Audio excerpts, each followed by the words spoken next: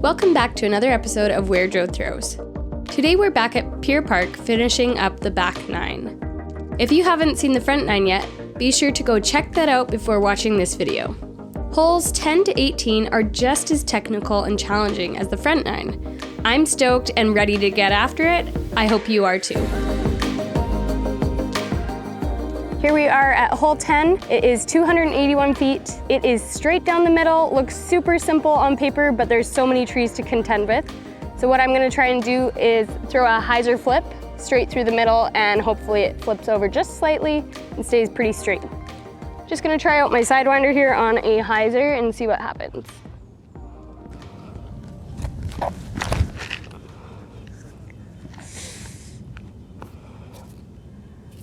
Little much on the hyzer, but we'll see. All right, we got a little jumper.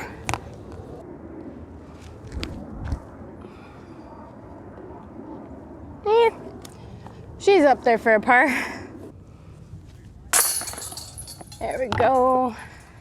Hole 11, 380 feet to the pin. You either want to go with a sidearm down the middle gap or a turnover backhand through this middle gap behind me. The pin is just straight and off and to the right. I think I'm gonna go with the sidearm destroyer.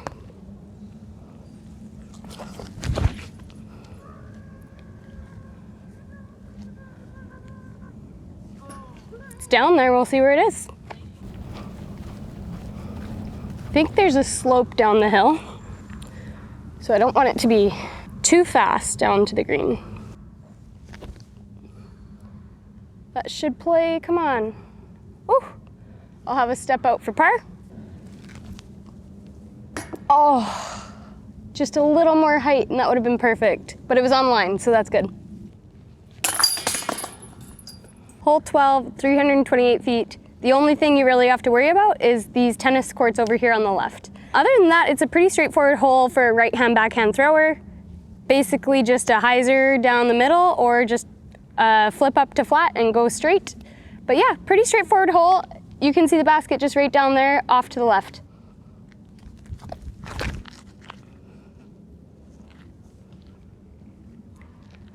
Whew. Wow, I just rode up a whole entire tree. That was crazy. This is the tree that I just like rode probably 15 feet up in the air. I don't know if you saw that on camera, but it was wild. Hopefully I don't have any sap on my tree or on my disc now, because that'd be pretty crazy. Oh man, let's see if player 2 can make it happen. Oh, I wanted it. Oh, that's okay. At least the correction, I hit the basket, so that's good. We'll go drop in a par.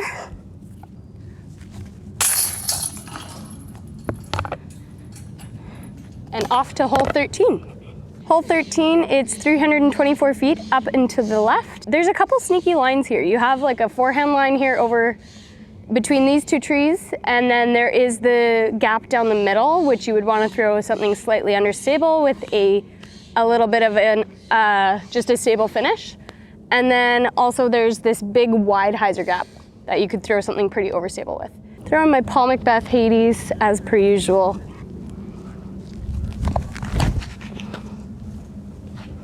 Now finish left, please. Thank you very much.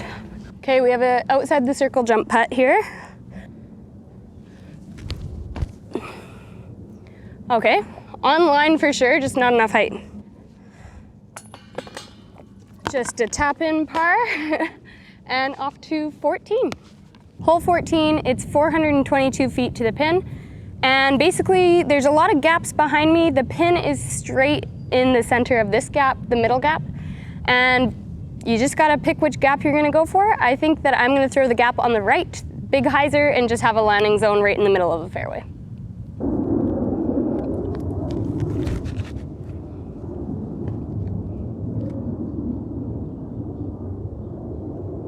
Perfect landing zone.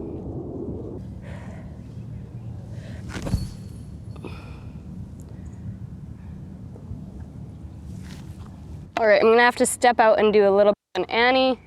I thought the basket was a lot closer, but obviously it was not. Nope. Okay, tap it in. Take your bogey and move on. Here we go to 15. Hole 15, it is 447 feet straight down the fairway, and you just got to make it through all of the trees. The hope is to do a hyzer flip to flat and push as far down the fairway as you possibly can. Push, fight it. Oh, I hyzered out at the end, but got a decent ways down there. We'll see where we're at.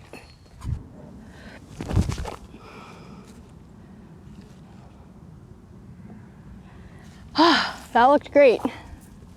I didn't even go down the hill at all. Just a nice little easy tap in. Whoa, almost fell over. Hole 16, 323 feet, and it is directly behind me. Really, there's a forehand line, there's backhand line. You can kind of go any way you want. The green at the bottom is slightly sloped downhill, so you don't want anything to come in with too much speed. Oh no, oh yes, good tree. Wow. Just a nice little jump putt. Hopefully I don't roll down the hill too much. I'm gonna try and match the slope there.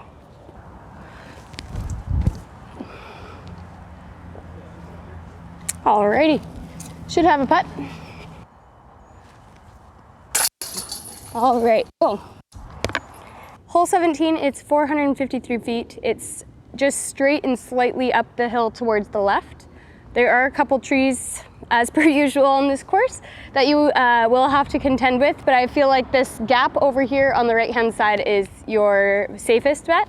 I'm hoping to throw something slightly understable and get it through that gap. Oh, get down. Oh no.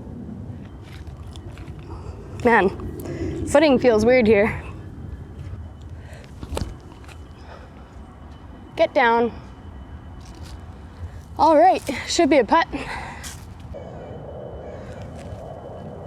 There we go. Hole 18, it's 699 feet to the pin. Basically what you want to do is just push it as straight down there towards that big grouping of trees. And the basket is just tucked right underneath all of those, and you have a raised basket to putt on at the end. So it is a really, really fun finishing hole, and you just want to get it as far as possible on your first throw.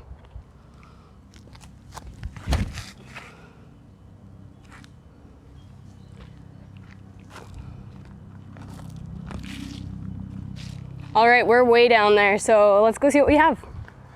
Might actually just go standstill.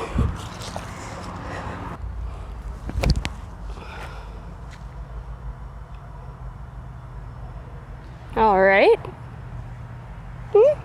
Should be good.